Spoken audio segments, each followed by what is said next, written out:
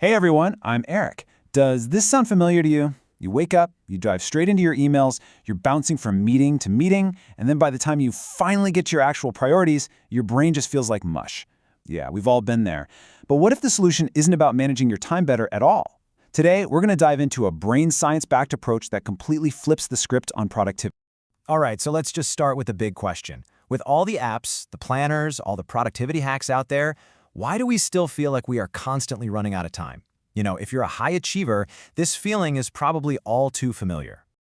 Well, according to psychiatrist and brain expert Dr. Shion Kabasawa, who's the source for today's explainer, we've basically been tackling this problem from the completely wrong angle. The real answer isn't about trying to manage your 24 hours. Nope, it's about managing something else entirely. And here it is. This is the fundamental shift in thinking. The resource you're actually running out of isn't time. I mean, we all get the same 24 hours, right? The real limited resource is your focus. It's finite, it depletes throughout the day, and honestly, that is the key to everything. So let's break down this core idea, because it really does change everything. I want you to think of your mental energy, your ability to concentrate, as a battery, just like the one in your phone.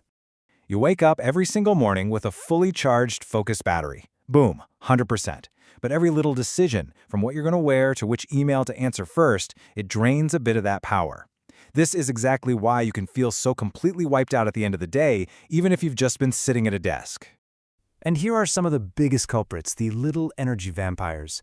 We think checking emails first thing in the morning is productive, right? Wrong. It's actually one of the fastest ways to drain your peak mental energy on other people's priorities. Every notification, every time you switch tasks, it all just chips away at that battery before you've even started your most important work. And the result of all this?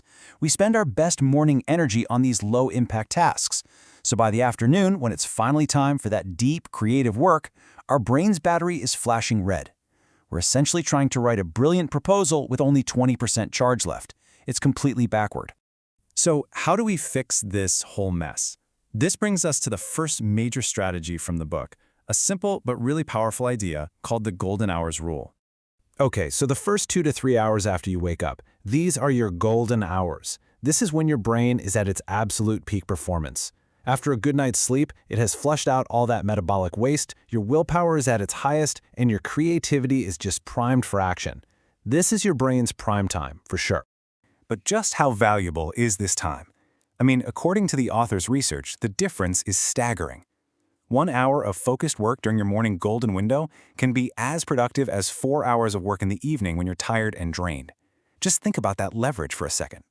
As you can see from this chart, your work quality absolutely plummets as your focus battery drains. So the rule is simple, but it has to be non-negotiable. You dedicate your golden hours to your single most important high-focus task. And you have to protect that time ruthlessly. That means no email, no social media, no quick check-ins until that priority task is done. Okay, so protecting your morning is step one. But what about that inevitable afternoon slump, right? We all get it. You can't just write off the rest of the day. This brings us to the next key strategy. You need a way to hit the reset button and actually recharge your focus. Instead of just trying to force it with another cup of coffee, which, let's be honest, is really just borrowing energy from later, the book suggests this simple two-step process. Step 1, just acknowledge that you're hitting a wall. Don't fight it. Step 2, intentionally hit a reset button to actively restore your mental energy, not just mask the fatigue.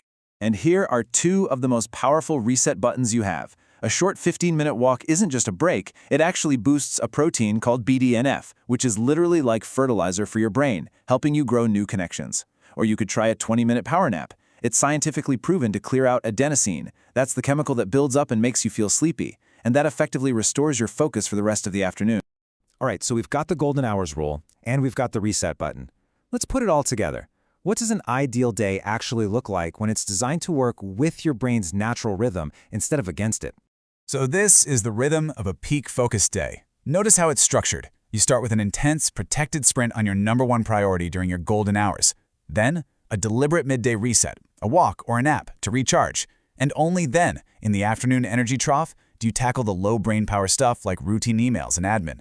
And just as important, you have a hard stop in the evening to power down. This isn't being lazy. It's essential for recharging your battery for the next day. So the main takeaway here is really a fundamental shift in how we look at productivity. It's about moving away from glorifying the hustle and the grind and instead learning to work smarter by aligning with our own biology. And this quote just says it all, right? The best time management is not about managing the clock, it's about managing your brain. It's not about cramming more stuff in, it's about doing the right things when your brain is at its best. And when you master that, you get more done in less time and with way less stress. So, I'll leave you with this challenge. What is the #1 distraction you will eliminate during your golden hours tomorrow? Is it checking social media? Is it opening your email inbox? Just pick one thing. That single change can be the start of reclaiming your most valuable time.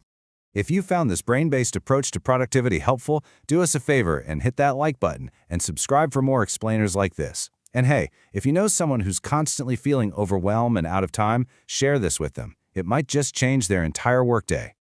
And we really want to hear from you. Is there a book or a big idea that's changed how you work? Let us know in the comments below. We read every single one. Thanks for tuning in.